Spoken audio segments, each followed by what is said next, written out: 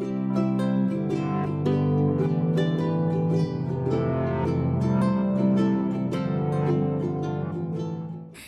love Squishmallows. Grumpy, sneezy, bashful, Doc. Who else? What are you doing, Bella? I am trying to remember the names of the Seven Dwarfs. I know Dopey, Sleepy, and Happy. Thanks, Sissy. Why do you want to know? Just for fun. Why don't we read Snow White and the Seven Dwarfs today? Yay, let's start reading. Snow White and the Seven Dwarfs.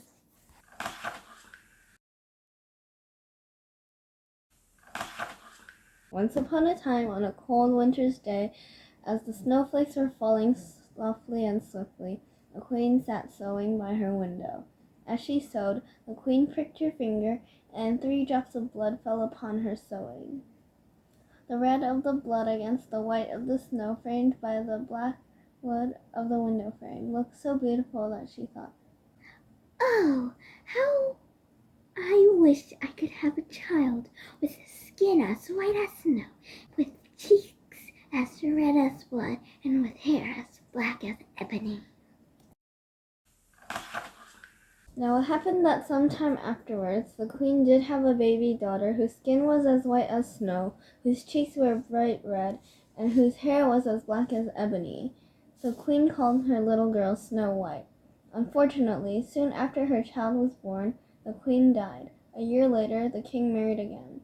The new queen was very beautiful, but much too proud of her own beauty. Often she stood in front of her magic mirror and asked, "Mirror, mirror on the wall, who is the fairest of them all?" The mirror, for it could only speak the truth, always replied, "Thou, my queen, art the fairest of them all." Meanwhile, Snow White was growing into a beautiful young girl. One day it happened that when the queen stood in front of her mirror, it said, "The truth I must speak, and I vow that the child Snow White is more lovely than thou." When the queen heard these words, she was angry and jealous. Hatred for Snow White filled the queen's heart. She commanded a huntsman to take Snow White into the forest and kill her. The huntsman led Snow White deep into the forest. When he stopped and drew out his knife to kill her, the poor child wept and begged him to spare her life. "Please, do not kill me," she pleaded. When the huntsman saw the tears on such a young and beautiful face, he took pity on her.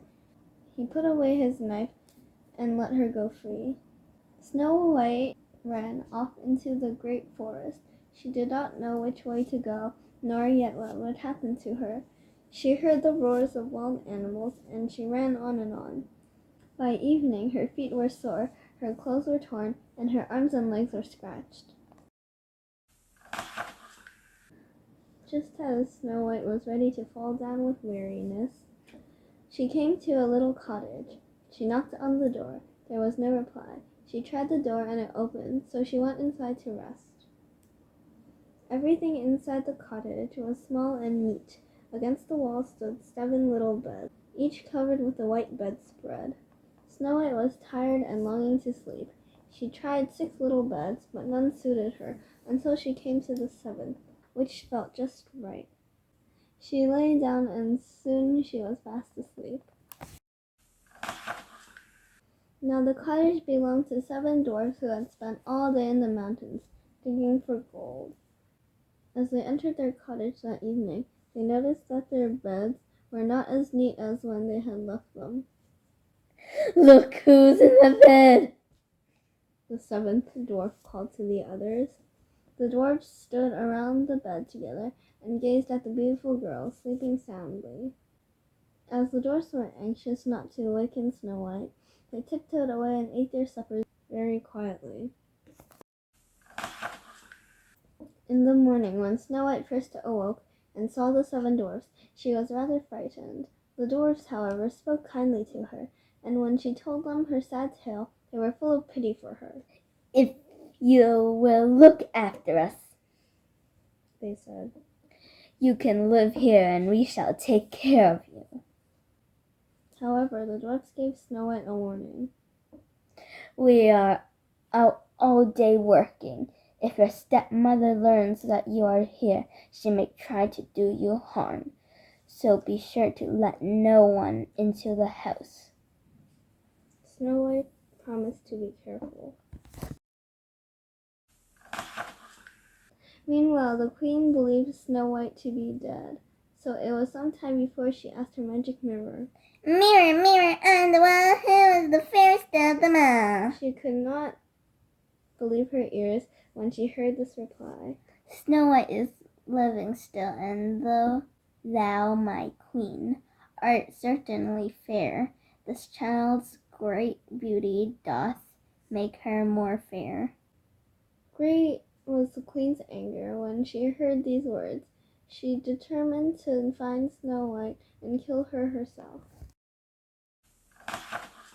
The queen disguised herself as an old peddler woman. Then she traveled to the dwarf's cottage, knocked on the door, and shouted, "Laces and ribbons for sale!" "What harm can this poor old woman do to me?" thought Snow White. She opened the door and chose some pretty pink laces for her corset. The old woman offered to lace up Snow White's corset for her. Snow White, suspecting nothing, agreed. The queen laced Snow White so tightly that she could not breathe, and she fell to the floor as if she were dead. The dwarfs were shocked to find their beloved Snow White lying on the floor. When they saw how tightly she was laced, they cut the new laces. Soon she began to breathe again, and gradually the color returned to her cheeks.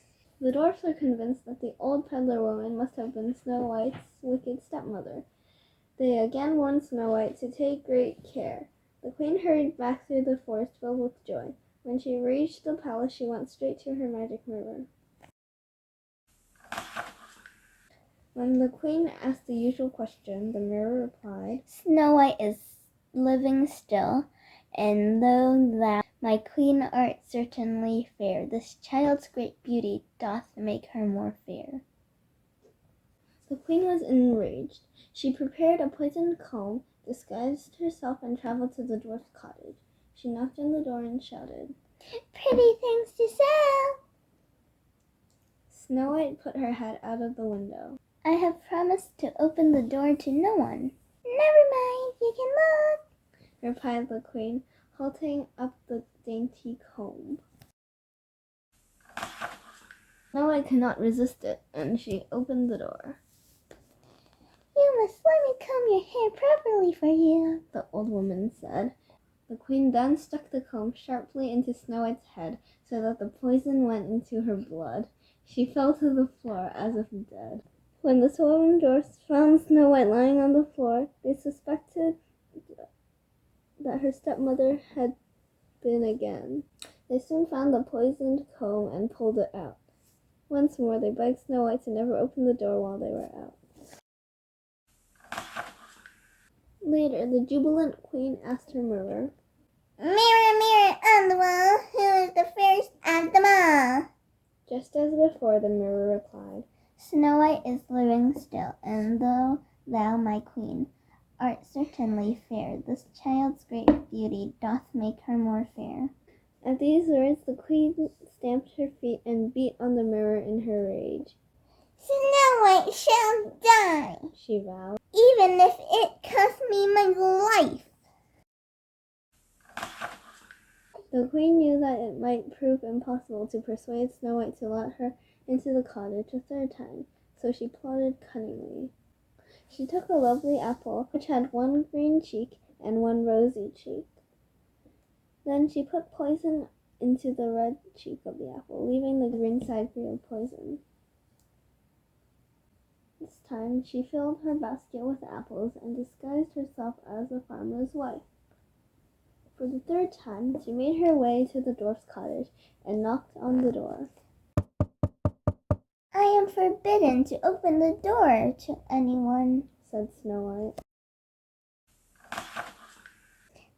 Mommy wants to get rid of these apples, replied the farmer's wife. I dare not take one, replied Snow White, shaking her head. Are you afraid that it's poisoned? Joked the farmer's wife. Look, I'll cut it in two, and we shall each eat half. She held out the poisoned rosy half of the apple to Snow White and bit into the green half herself. When Snow White saw the woman happily eating one half of the apple, she took the rosy half of the apple and bit into it. No sooner had she done so than she fell down dead. The queen laughed a horrible laugh. When she returned to her palace, at long last the mirror said, Thou, my queen, art the fairest of them all. The jealous queen was finally content. When the dwarfs returned home in the evening, there lay Snow White on the floor, no longer breathing. They unlaced her corset, combed her hair, and washed her face, and yet they could not revive her. The dwarfs were heartbroken. They knew they must bury their beloved Snow White, but they could not bear to do so.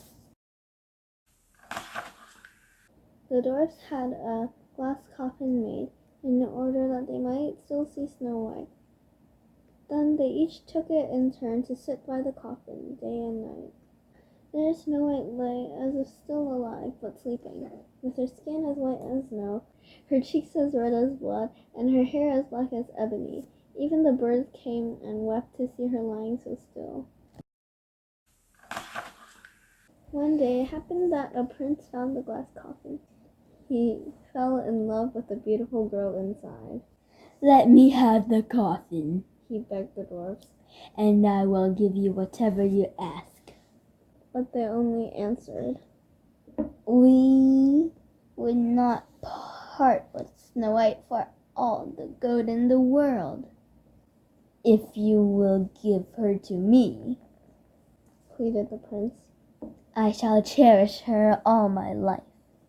At length the dwarfs took pity on the prince and agreed to give him the coffin. As the prince's servants were carrying the coffin down the mountainside, they stumbled on the roots of a tree. The coffin was so badly jolted that the piece of apple, which had stuck in Snow White's throat, was flung out. She opened her eyes, lifted up the lid of the coffin, and sat up.